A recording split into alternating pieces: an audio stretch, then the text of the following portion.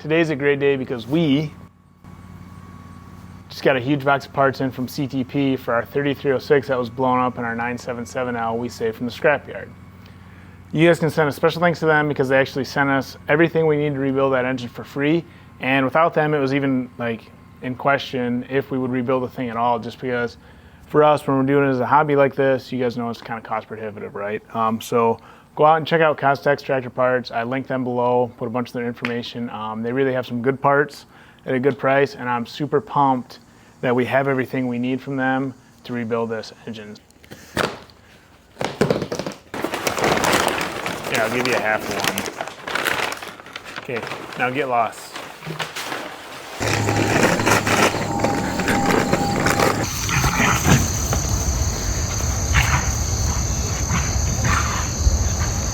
That's right, Cooper. You know who's boss.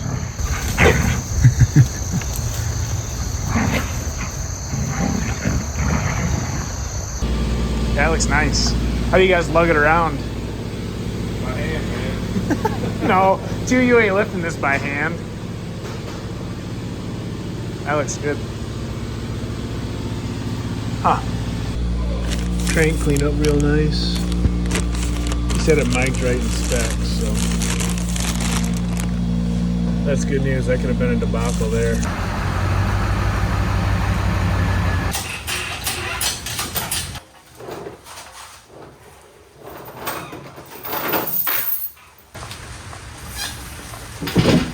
All right, so we got everything we need, I think. We're gonna get going on,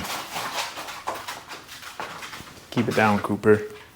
We're gonna get going on assembling this, so let's just walk you guys through the parts we got quick and kind of show you what the plan is for this engine. Crank looks really good. It's just standard, he just polished it. And honestly, I'm really happy with the way it turned out. We'll plastic gauge everything, but you know, he measured it, so it's within spec, the guy at the machine shop, so we should be good to go with that. So the rods, they cleaned up and they rebushed them all. So what I did with that was I gave them a wrist pin, because the spec on that is actually less than 1/1000th of an inch, I think. So he sized it right to that wrist pin. So then we have our complete power pack from CTP. It's kind of what you call it, I guess. So these are all our bearings, a couple seals, thrust bearings, again, everything's standard. And then in each one of these is a liner, piston, rings, and wrist pin. And that's everything we need to do, you know, to do a complete, basically brand new cylinder pack. So we'll drop those in the bore. Yeah, good luck getting that. That's a snug fit in there. So we'll do that. We got our gasket set back there, which is actually made in the USA. So that's kind of cool. And this is the coolest thing that we got. So check that out. A brand new CTP loaded head, because remember the one we had was cracked, and this is honestly a really good way to go if you are gonna do just a rebuild, because there's just no labor in it, right? You throw this thing in, and I was actually really surprised. Even I was thinking I was gonna have to put the old pre-cups in or get new pre-cups, but they even did that for us. So the block, they really just tanked it and cleaned it and magnafluxed it, checked everything out, and it looks good. They put a coat of primer on it for us, so we'll paint everything up nice when we're done. And then they did put new cam bearings in it down there. What are we gonna do today? We're going to try and get kind of the long block done here. We gotta do lifters, cam, we gotta do bearings, crank, and then we gotta flip it over, and we gotta fit all those liners up, check our liner protrusion, you know, plastic gauge everything. So it's gonna be a little bit of work, but that's okay. I think we're gonna check our cylinder liners first. So we gotta ink those up, so. It is suggested to use bearing ink. Oh, damn. So collectively, I think we have like one heavy duty diesel rebuild under our belt. Well, we did a 471 years ago, my dad and I, and then the John Deere 350 crawler. Oh, you did that too? Yeah, I think we put sleeves and pistons in. Lots of Kohlers, golf cart engines. We've done a couple Ford tractors. He and I just did the 353 in the Michigan. So not super experienced, but we bought a manual, so that authorizes us to do everything we want. And then collectively, we watched all 37 KT 3406E videos. So I'm not really sure what else you need to know besides that. We have the viewers to keep us in line too. And the comments, yeah. So after we get this all done, you guys will tell us everything we did wrong. And we'll definitely tear the engine out and go back and fix it. So So we're just checking everything for the fit up. Put your hand down in there. Yeah. Okay. That's good. I mean, definitely the O-rings will lock it in place. We'll have to measure that. Yeah. Protrusion above. Yeah. So we can do that right now. Let me check that. All right. So we're already off to a tragic start. Horrible. So we got a lot going on here. Don't get despondent now. It's not tragic. It's a setback. So if you look down there, and I was aware of this, the machine shop told me this. You know, he called me and said, "Hey, this is pretty corroded around that coolant ring." He said, "What do you want to do?" And I said, "I don't know. What do you think?" So that's pretty bad down there. I mean, It's not that bad. yeah, it probably would seal. I don't know. We probably could run it, but since we have another block sitting there, that's good. We probably should investigate that block. There's 3 O-rings on the sleeve, so it probably would be okay, but More research is needed. less than optimal. So then, when we go to check our cylinder liner protrusion, so what you're supposed to have is you're supposed to have 2 to 5 thou protrusion of the liner proud of the block. And what we actually have is, I know this is the wrong tool, but wait, see, it's actually, if you can see, it's like, It's recessed in it's there. recessed a lot. You know? You were getting what, 45? Yeah, it's recessed. 45 thousandths. And like you said, we know it's the wrong tool, but it's not even close. 30 thou. So what you do to correct that is you shim them up. That's pretty common, but the biggest shim they make is 30 thou, and we need like 2 to 5 thou protrusion. So like even with the biggest shim, What are you getting there? 32. Oh, But even with the biggest shim, we're still 2 thou shy, you know? This stuff's not adding up. that's our slogan, 2 steps forward, 3 steps backwards, right? Yeah. The picture is becoming a little more clear. So I called the shop Monday morning and said, "Hey, do you notice anything weird about those sleeves?" And he said, "No, nothing." I said, "Well, can you measure the top web thickness, you know, the part that sits in the counter bore?" He said, "Yeah, I'll measure that and I'll give you a call back." So he called me back and he said, "Actually, you won't believe it. There are shims on these sleeves." He said they're so small and they were rusted in there, we didn't really notice. So I went over there and got them, and they look pretty good, and I actually think they're stainless too. So I'm going to Scotch-Brite these up quick, and then we'll measure the thickness of each one, see if they're all the same or if they're fit up or what, and then we'll drop one in and check our protrusion quick. So I know this is not the right tool, but I don't have a mic yet. So let's just see. I just want to get a gut check for where we're at. So that one's 48, 45. Boy, these are all the same.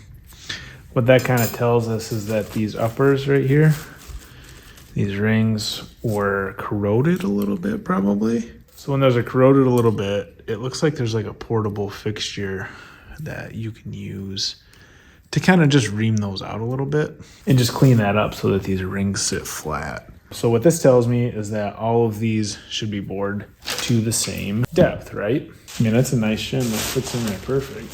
If we drop the sleeve in,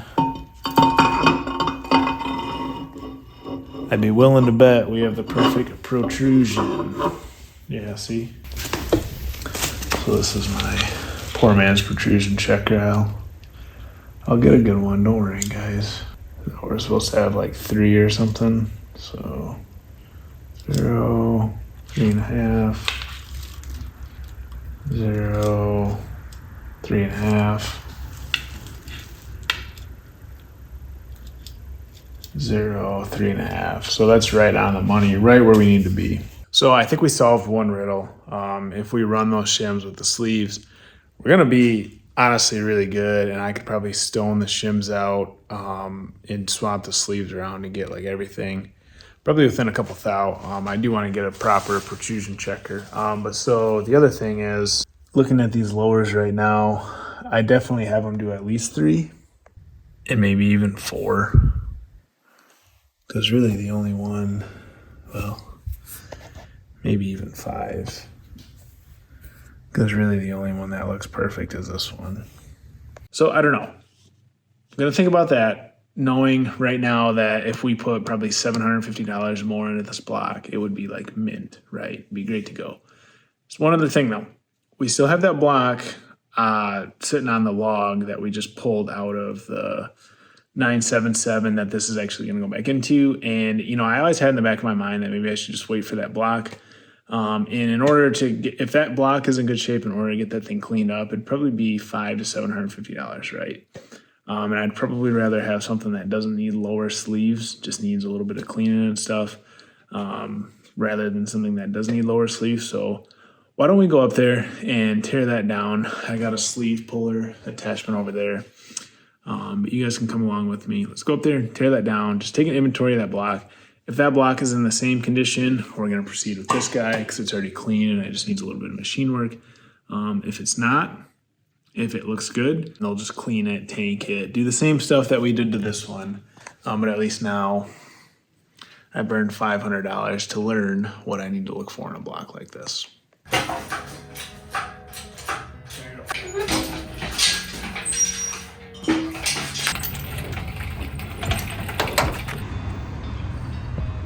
You know, I probably got like $100 loaded up. Could load up the rest of the garbage around here and just drive her in.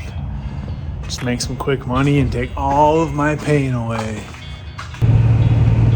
Alright, it so happens that I'm heading up probably during peak color season, so it's pretty cool. I'll take you guys on a little tour and show you some colors.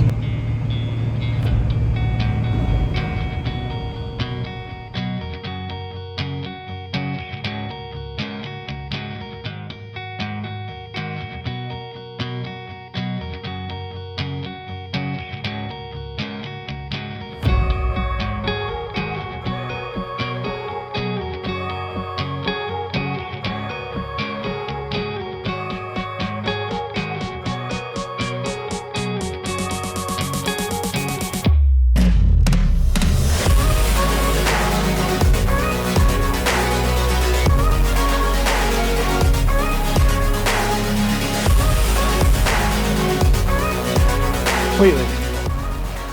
What's the temperature right now? 48 degrees. I wish I had his blood, I guess. All right. So here she is. Like I said, we're just gonna strip down all the ancillary stuff. And the big thing is pop some sleeves today to kind of see how the block looks. So this is the engine that came out of this machine with a bucket here. We call it 977 number 1.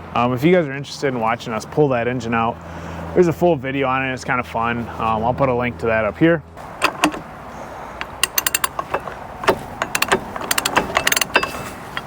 So now we've got the, I believe I've got everything off on this side. That's all right. Yeah.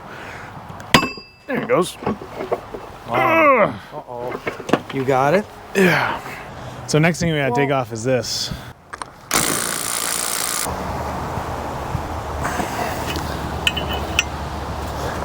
Get the old impact out. Whoa! Look at that. All right. That worked nice. Got it? Yeah. What happened? Nothing you missed. I missed? Yeah. There it goes. Give her another one. There it goes.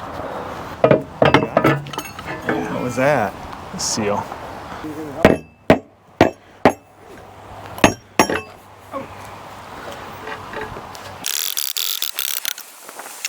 We are done up front. I guess I can just pop these off while I'm here. This is just the idler for the fuel injection drive gear, and then this is just the little guy that holds the cam in. And then let's go to the back and take off the flywheel housing, and the starter.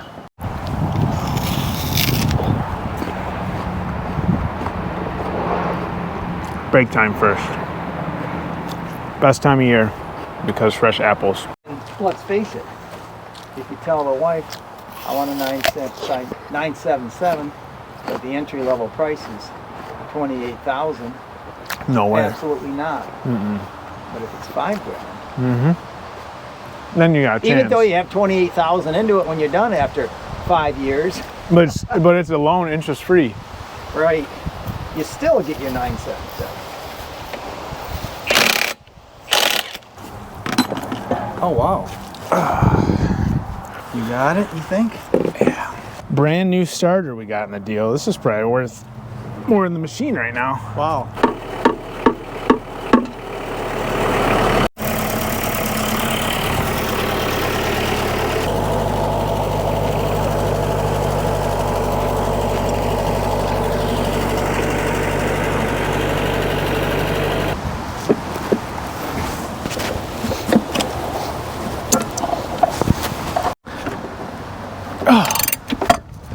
Oops, shit.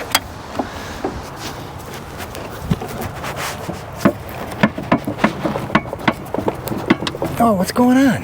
It's coming. There's thrust bearings on this side. Hold on, yeah. Boy, shit. All right.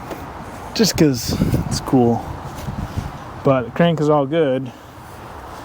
Didn't get to this one. This is the reason why we pulled it, right? So we'll see. I mean, if you guys think this is worth some money or worth some to someone because they can get it welded, then let me know. Because I don't really want to scrap it. It's probably worth $5 in scrap, you know. But if someone needs a crank, a good forged one, then maybe worth something. So now these are the sleeves we got to pull. These are all wet sleeves. We'll just pop them out, but we'll probably pull the cam out, finish kind of dressing down the rest of the block, and then we'll pop a sleeve. So we got a tractor drawbar, and I did buy a nice deal for a 4.5 or 4 3/4 inch bolt or whatever. I'll link to that in the description. It's just like an OTC thing. So all we got to do. Are you sure it's 15 Just tighten 16ths? that guy up. Oh no, What? it's 1 1/8. Oh.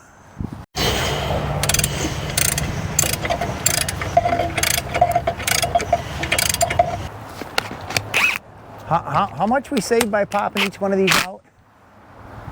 Oh man, they might have charged me 50 a piece to pop them. Yeah. I know, now I feel like a fool. Yeah.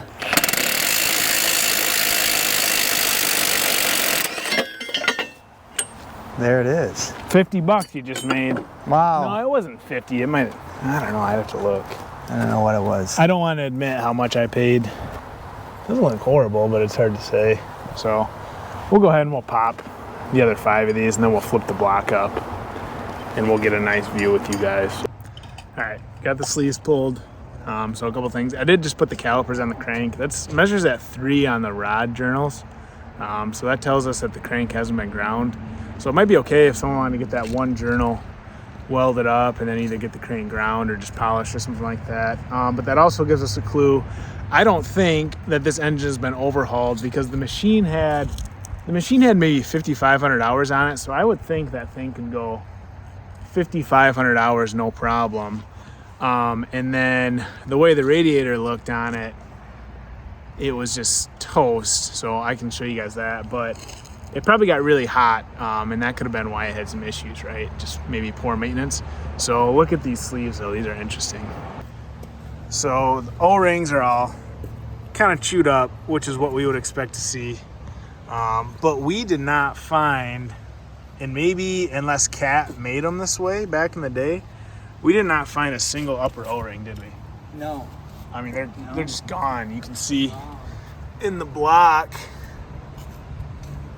there's nothing there. So the sleeves are really muddy at the bottom. And then there's quite a bit of cavitation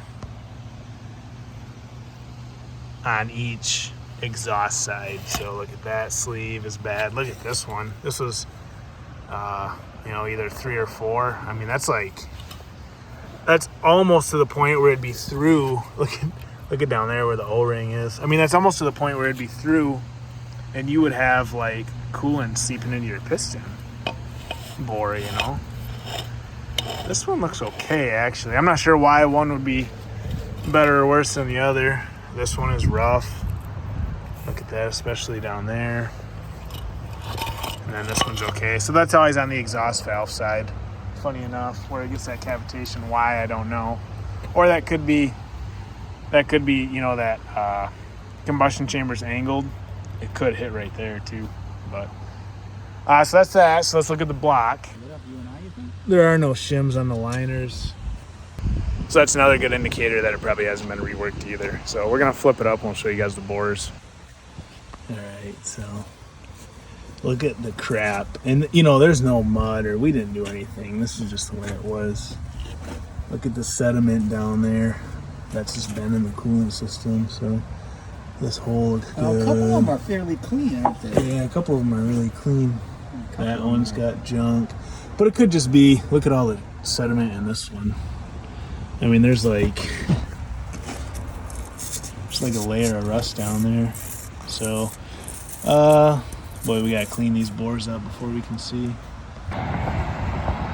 Luke's getting some organic applesauce. I brought a 5-gallon bucket home yesterday. We were gonna make applesauce, but we just never got to it. Yeah. Well, he's saying, why spray them if you can get 80% of the apple? Even 3/4. I'll give you guys a taste report though. I would put The best apple I had all day. All right, so we got this block cleaned up. It looks pretty good. It's actually,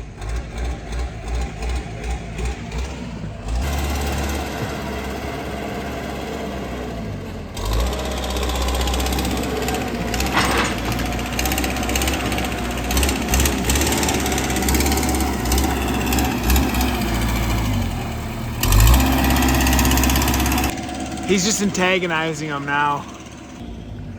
But this block looks really good, so I don't see any repairs down there. It'll be hard to say until the machine shop cleans it up, but so like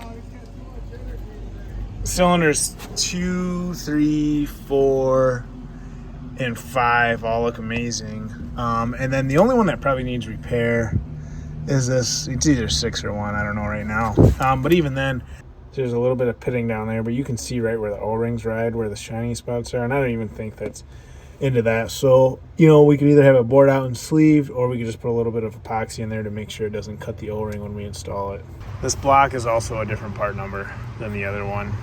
So does that mean anything? I don't know. But we'll take it to the machine shop. We found a diesel machine shop local here that we've, you know, lived here, grew up here, and I was taking everything down to my area, Detroit area, and we could hardly find a shop down there. And then I talked to Michigan Cat, and they said, oh, we actually sent our blocks up there. So my dad's gonna drop it off for me tomorrow. It's like right close here, so that's pretty cool.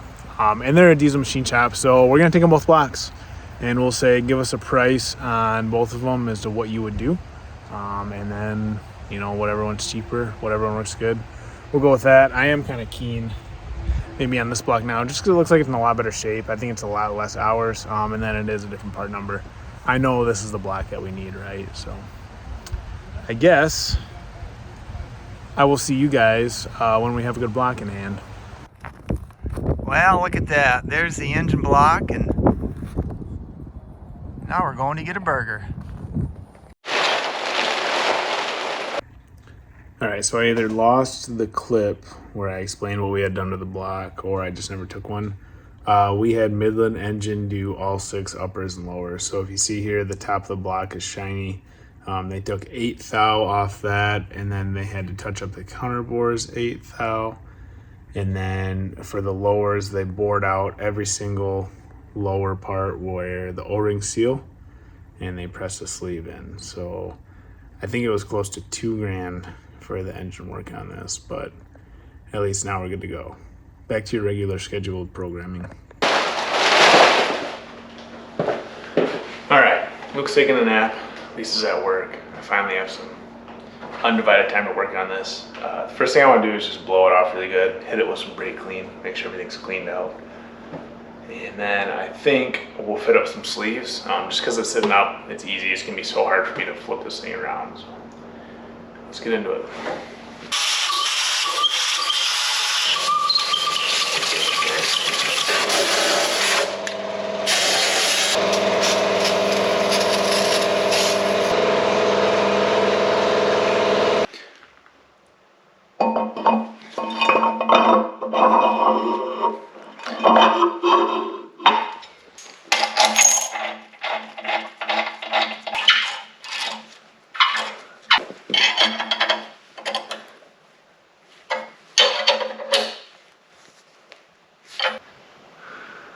And then we'll check it in 4 places. So we'll do right here. We've got about, let me get that right on 0. We've got, 4. Check it over here. We got maybe 4.5. Check it back here. Got about,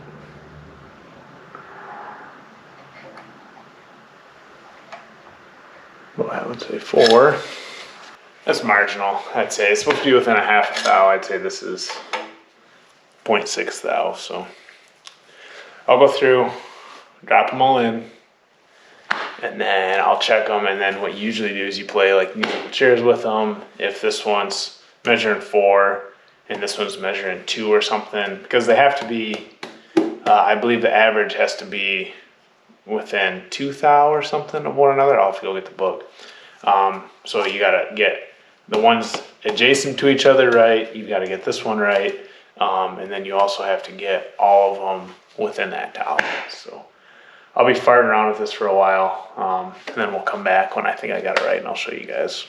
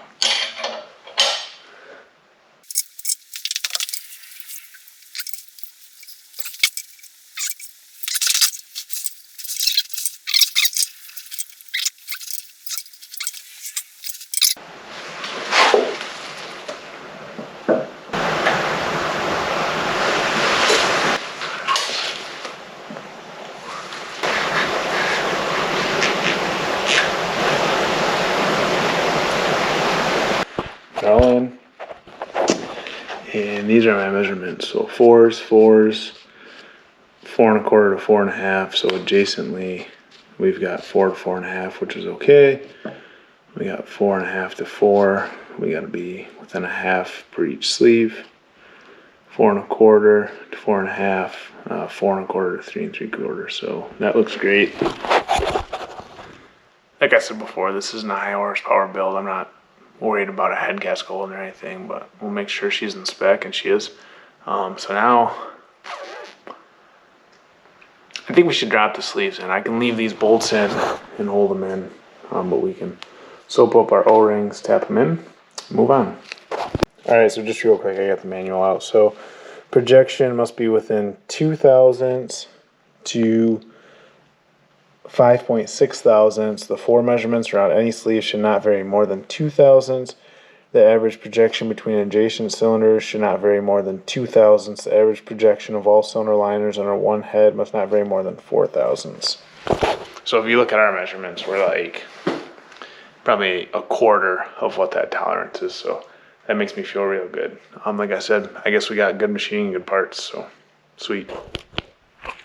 So one other thing you do is you just mark where you had each one. Because when you turn them, they will change. Alright, so I think all 3 of these O-rings are the same. Okay, sometimes they have one, it's a little more geared towards engine oil, you know, maybe where the engine oil is at the bottom, and one that's more geared towards coolant at the top. That does not appear to be the case.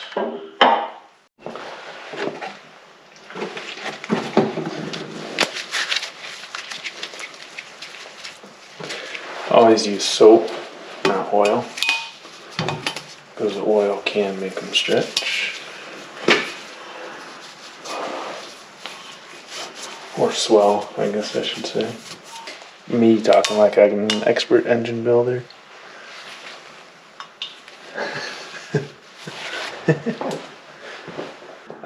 Listen guys, I've watched a lot of YouTube in my life, but the Michigan run's pretty good.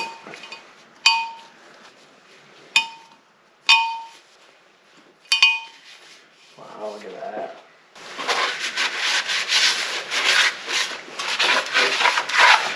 I should probably get the Dawn dish soap out. It's a little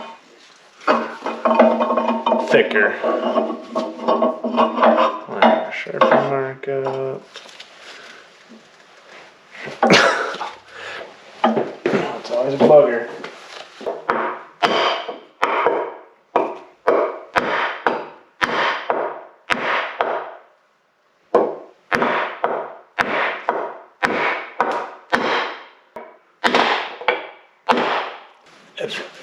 If it's messed up, we ain't gonna know now. So then you should always double check it too.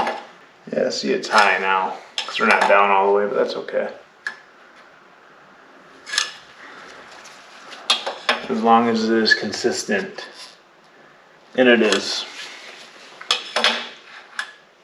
All right, I took a break, and then I was thinking I probably should read the instructions because CTP gives us pretty nice instructions. One thing I missed was it says this top filler band has to be coated with engine oil, and then it swells up to seal. And I just did soap, so we'll have to pop that one liner that we already put in and coat it with oil, because I was thinking, I'm like, how the heck does that seal? There's no chamfer on either of these, so it's okay. We'll get this one right.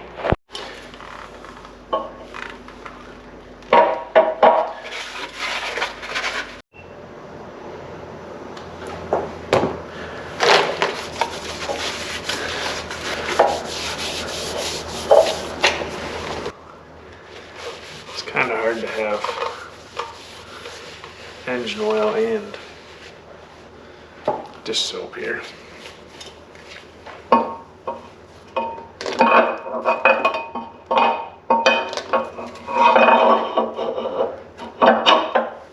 It also said in there, only hand pressure to install. But I don't know what world. You don't have to tap it in a little bit.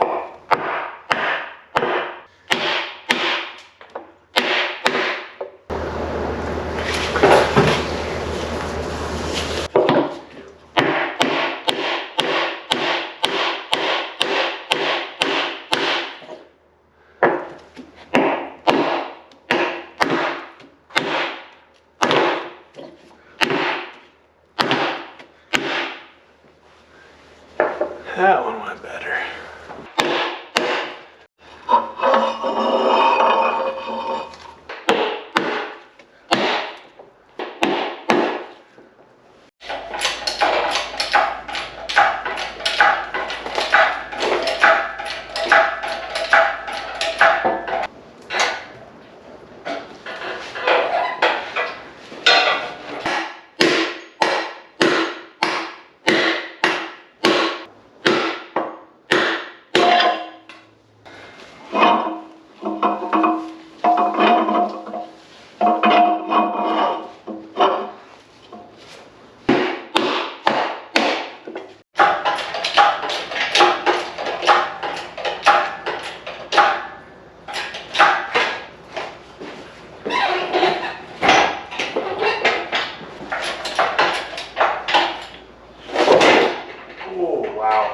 Just skipped a beat.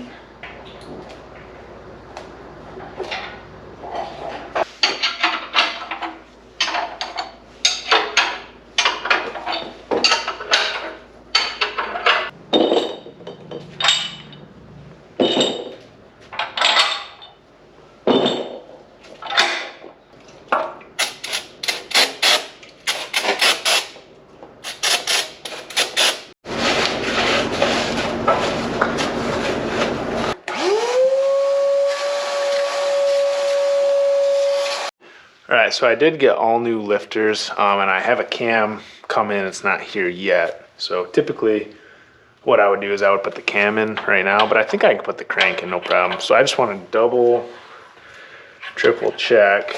I believe, yeah, see that? Well, now I lost it. But that lifter slides all the way through, so I can put the crank in, and then we'll be able to slide the cam in after the crank's in.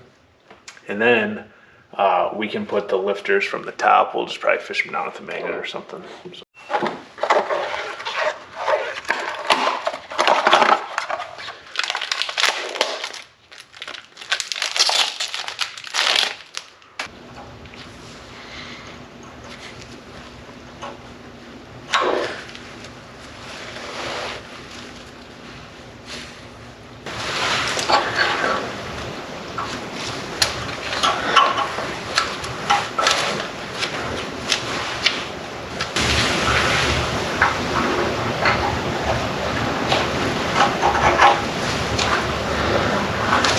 So if you look at my 2 holes in my main bearing, the main oiling passage lines up, but this is for a cooling jet for the piston. See that little guy sprays up there? For me, if I put it that way, it would maybe marginally work.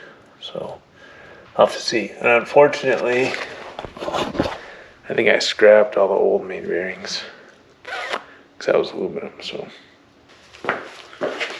Alright, so I got my trusty parts book out, and it says 3S9370, which crosses to the 2323233 part number. So looking at it, I think I figured it out. So the way it probably works is oil is fed either through all of these or 2 of them or something. But the way I've seen it work before is like, let's say oil is fed through 1, 2, 3 ports, and then it goes in the crank. So the oil's the crank, and then it goes in and over and out, and oil's the other. So then when the hole on the crank lines with the hole on that, it'll put a bunch of oil into this cavity, and this cavity is connected to those 2. So I was thinking it had to be connected through the bearing, but that doesn't make sense. So oil going here, it doesn't have anywhere to go but out to the piston squirters. So I'm gonna go with that story, but I might, post in a forum or something and see, just to get some confirmation. But there's only 1 part number, so I don't know what it is, and they all look exactly the same in pictures. So.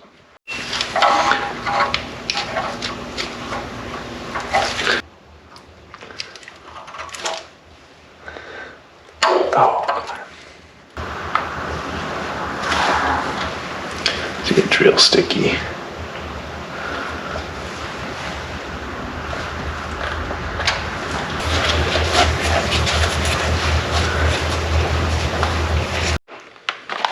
Now we can do our thrust bearings. And I believe this side with the dimples goes out towards your crank, because you see there's like bearing material on this one, and the back is legit hardened steel. So I'm going to oil both sides of this up because I want it to stick to the block with the oil.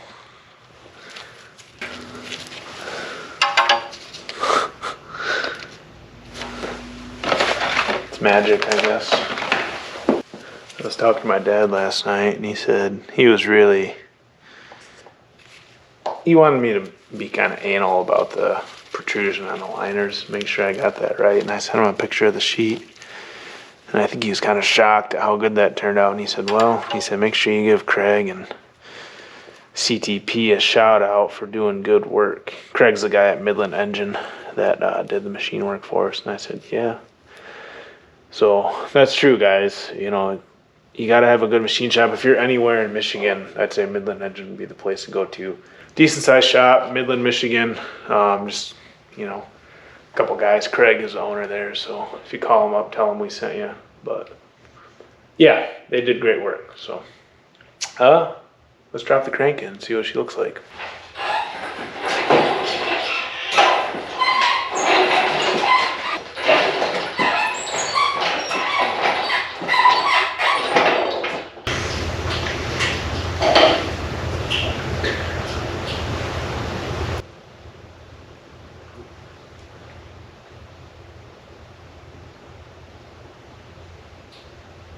Wow, I got my thrust bearings right.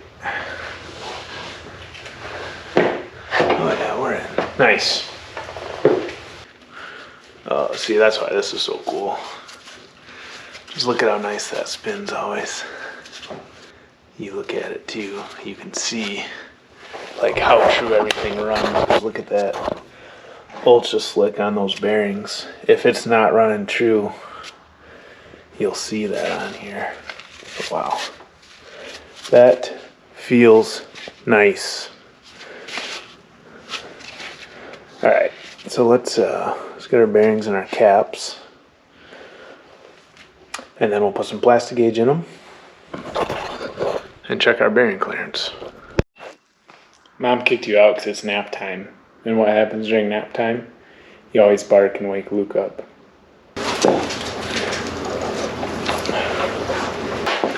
I said to oil up the threads real good. And the face is over here, so that when you tighten it, you don't have a bunch of friction that messes you up. Then we'll drop her in with the number towards the side with the numbers. So it says make sure the number on the cap is towards the number on the pan surface on the left side of the engine block. So I believe, yep, right here, there's numbers 654. So this should be number 7, and it is. Oops, we gotta put our wire in. So I'm gonna use it, the spec is 02 to 065, and this is 02 to 06. So it's probably a little tight. So you just take this, I think you just break it. This is the first time I've used this in my adult life, but I do think my dad and I used it maybe on the Cub Cadet or something when I was little. So you take this little piece, and you just set it on there. And then you take your main bearing cap the right way. The other way to tell is these usually always meet up on the same side. So you put your main bearing cap on down. So when you tighten it to 30 foot-pounds, which seems super low,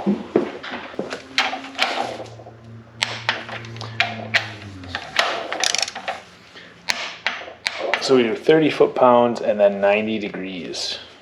So I'm gonna come up here. And then, boy, wow, that is a lot. I thought that would not be much.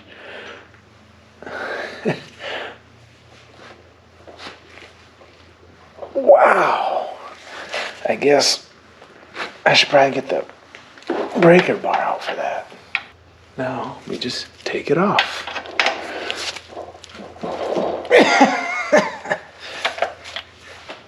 Oh, I'm out of breath. And you pop this guy out, and you look at how much it squished it. There's a pretty good marker right there. I think that's exactly what we need. So you just bring that guy in there, and that looks right about 4 to me. You know, it's definitely not 3, and it's definitely not 5. So I am happy with that. So now you take it out. It's like wax. It's all gunked in there. So I'll put some Ultra Slick on her. We'll just drop her back in. Hand tighten her down. Move on to the next one. Alright, this is the last one. Ooh, this one looks a little fat. It's bigger than 6, but I'd say that's maybe 5.5 or so. Which is within spec. Everything else was right within 3.5 to 4 thou. So, but looks pretty good, to be honest with you, for a used crank. That machine, this crankshaft, I'll bet it's got 10,000 hours on it, 7,000 hours on it. It wasn't like it was lightly used. This thing was thrown in the scrapyard for a reason.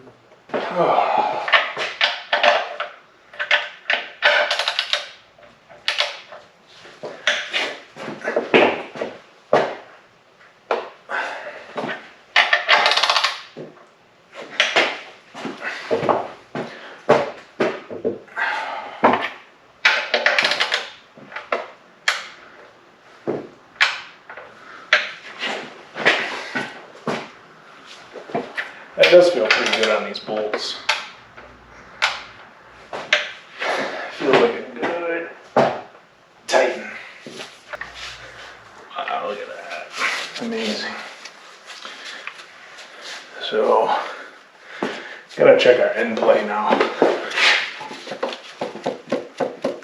So hear that. That is our end play. So, put our dial on here. And I got this set up some weird getaway. So this dial indicator is also in thousands. So we are looking for 14 to 25 thousandths. So I can't even tell how many times that moved around. So there's, that looks like 9 thou to me. My bad, that's kind of confusing. This says end clearance must be 2.5 to 14.5 thou. Maximum is 25 thou. I don't know why they said that. So if we're at 9, we're right in the middle. So sweet, I guess our crank is in, and I think the camshaft just came in on a Sunday. Go FedEx.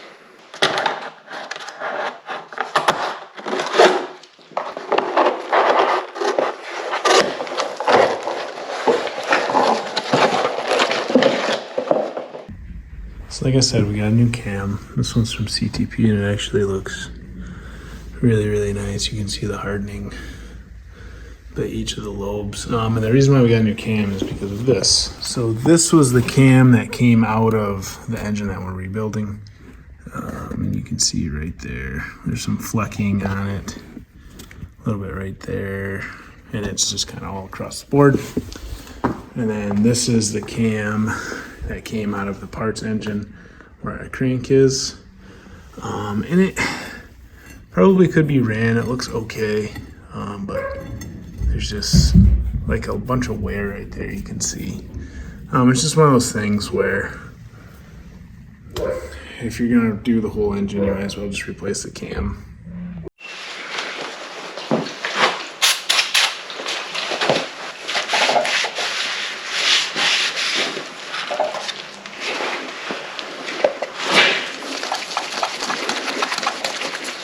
Getting these things in is kind of difficult because the lobes always want to scrape.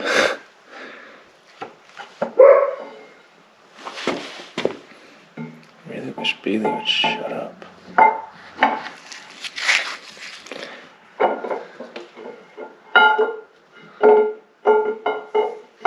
Alright, there she is. And those are brand new bearings in there. So I know that's good. So it's just to keep her on the front. We got kind of our main rotating assembly in. So I think now let's do the front cover. There's that plate that goes behind there. We got to put that on before we put any gears on. And then we can also do the back cover on the bell housing. I want to start to build that stuff up because eventually I'm going to want to flip it over and put it on a cart so we can roll it around. And that's where the mounting provisions are on it. So I think let's mess around with that. And that'll also give us an opportunity to get our rear main and our front main seals right. Remember, because we might struggle with that a little bit given the block and the crankshaft are technically mismatched. Oh boy.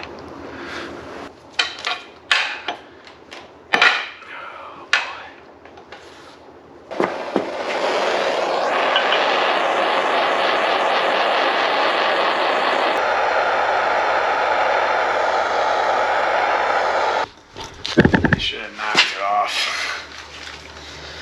when I had the crank out, but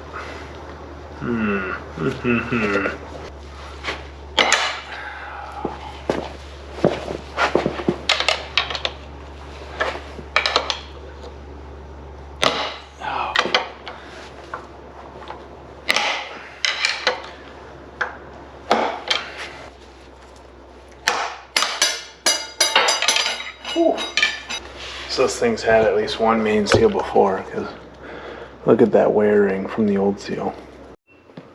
So I'm going to make sure this is extra clean, this surface here. And I'm going to make sure we have our seal. So again, this part goes in towards the block. So I'm going to take our ring out of here. And I'll clean the inside of our wear sleeve. So now, Loctite makes some really cool compounds. They make thread locker. One of the other things they make is retaining compound. So this is made for like slip fit or press fit. It's just like a retaining compound to keep press fit things together, but it'll also help with leaks, right? So if you were to just put this on here like this, there's a very real chance that oil would make its way in between the metal diameters, right? So you want like a compound to seal that and make sure oil can't leak through.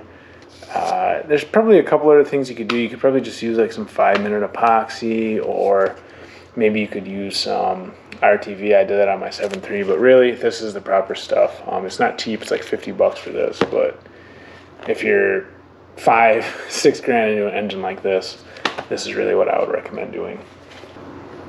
It's green. That's how you know you got the right stuff. And once it sets, it's set. You got to heat it up pretty hot.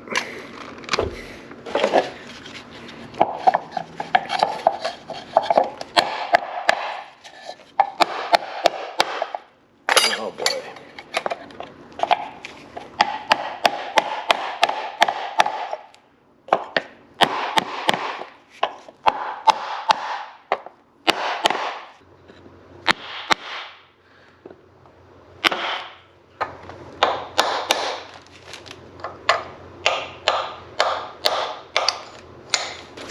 I got a little nick there I'm gonna have to get. But anyways, that's the drill. But it should be on far enough. Oh, it's a pretty wide wear seal. We will see. I'm not 100% sure exactly where I'm supposed to have that. Further.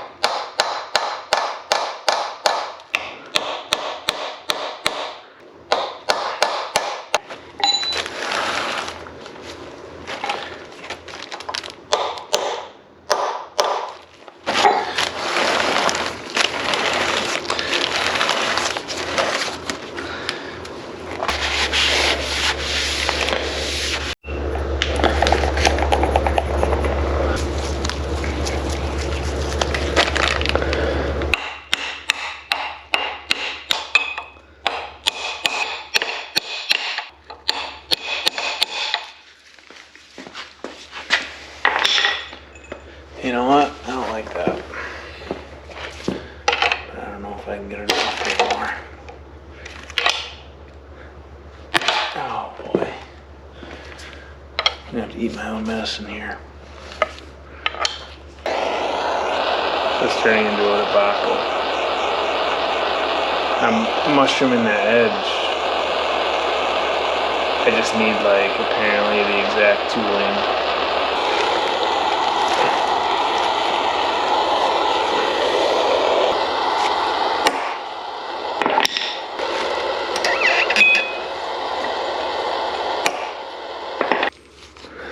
Okay, well this is a gut punch. I don't think these sleeves or seals are cheap. And I just found out that I'm gonna need some sort of specialized tooling in order to get that on. I don't even think I can use like heat and cold if I'm trying to put the Loctite on it. So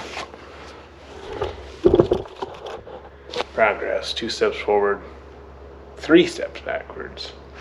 So I guess I'll order some new sleeves. See what I mean? I didn't have the right tooling. Shit. That sucks.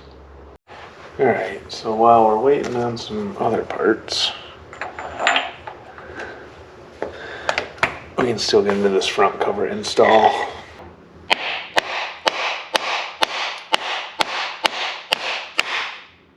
So this is just a basically an idler. I think crank, and then this is our cam and probably our injection pump. And it comes over here to an idler, and then our water pump is probably over here, and then down here we have idler oil pump. So.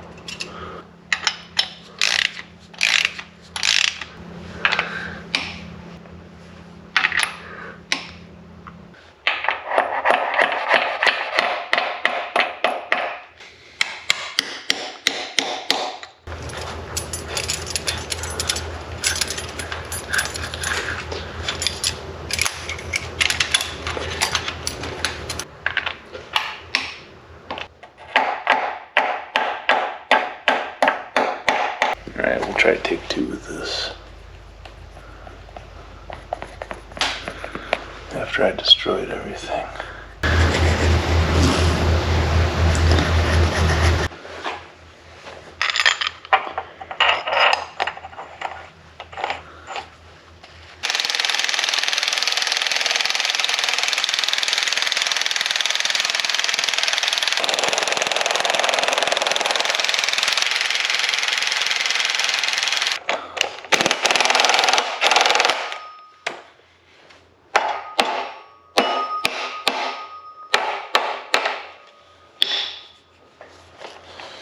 Whew. All right.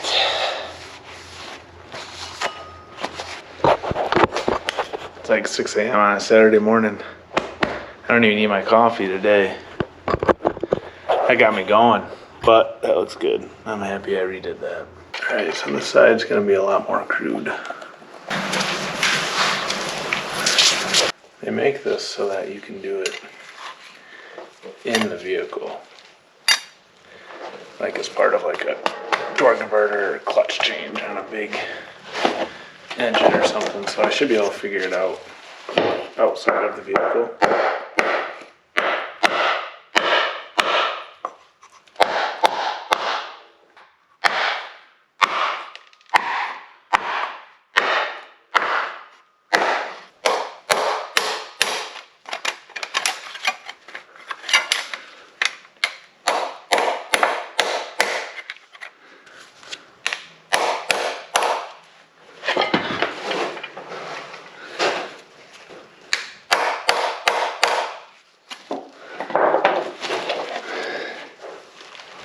Looks pretty dang on good to me.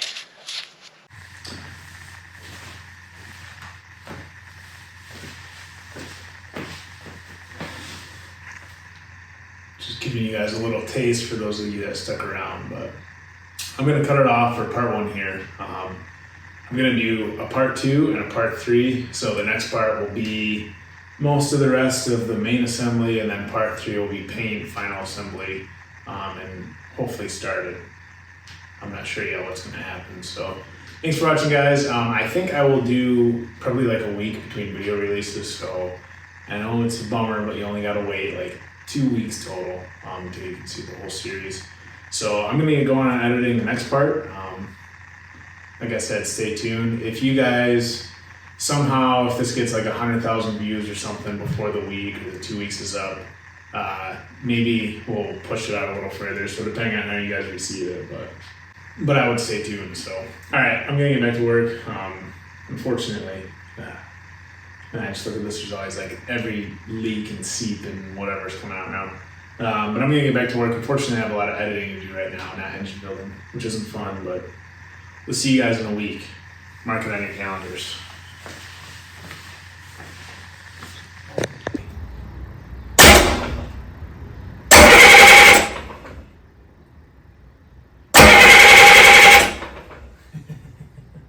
Man, that sucker's got some compression. Wow.